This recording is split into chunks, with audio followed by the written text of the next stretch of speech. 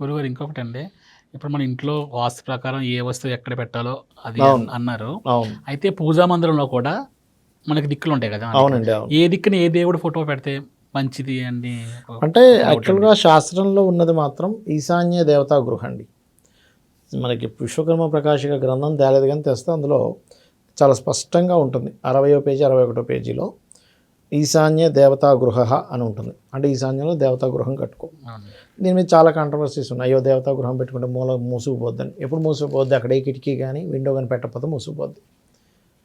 అది ఈశాన్యమే కదా! ఏదైనా సరే అక్కడ విండో గానీ, ఏ రూమ్ కట్టినా సరే మీకు అక్కడ ఏమి పెట్టకపోతే అది మూసుకుపోయినట్టే.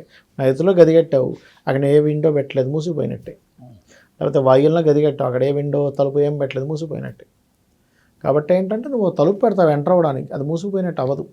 మొత్తం ఇలా కట్టేసి అక్కడ ఏ ఇది లేకుండా చేస్తే బ్లాక్ అయిపోయింది. అప్పుడు నీకు థింకింగ్ లెవెల్స్లో ప్యాటర్న్స్లో పాడవుతుంది. అయితే ఫస్ట్ నీకు చెప్పింది ఎక్కడ శాస్త్రం అంటే ఈశాన్యంలో పెట్టమని చెప్పారు. ఈశాన్యే దేవతా గుహ. ఎందుకు పెట్టాలంటే ఈశాన్యంలో నేను తూర్పు పెట్టుకుంటా, ఉత్తరం పెట్టుకో తప్పేం లేదు. కానీ ఈశాన్యంలో ఎందుకు పెట్టాలి?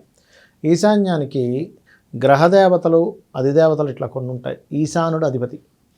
ఈశాన్యానికి గురువు కేతువులు అధిపతి. గురువు కేతు ఆధ్యాత్మిక చింతన ఇచ్చేవారు.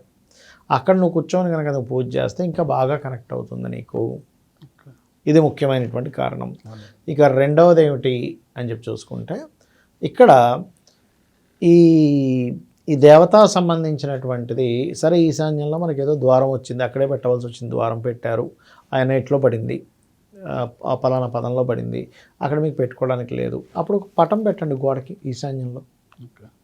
కట్టలేకపోతే పటం పెట్టండి. కానీ మరి అప్పుడు ఏం చేయాలి? పూజ గది ఉండాలిగా. తూర్పులో పెట్టచ్చు, తూర్పాగ్నేయంలో పెట్టచ్చు, తూర్పు ఈశాన్యంలో పెట్టచ్చు, ఉత్తర ఈశాన్యంలో పెట్టచ్చు, ఉత్తరంలో పెట్టచ్చు, ఉత్తర వాయువ్యంలో పెట్టచ్చు, వాయువ్యంలో కూడా పెట్టుకోవచ్చు. సెకండ్ ఆప్షన్ కాకపోతే అది. కాకపోతే ఇక్కడ వేరే ప్రదేశంలో పెట్టేటప్పుడు పటం మాత్రం అక్కడ ఖచ్చితంగా పెట్టాలి. ఇది ప్రధానంగా గుర్తుపెట్టుకోండి. అక్కడ నిత్య పూజ జరగకపోయినా పర్లేదండి మరి? రోజు దీపం వెలిగిస్తారు కాదు, ధూపం వెలిగిస్తారు కాదు, అగరబత్తి చూపిస్తారుగా ఆ పటానికి, సరిపోతుందిగా అట్లా.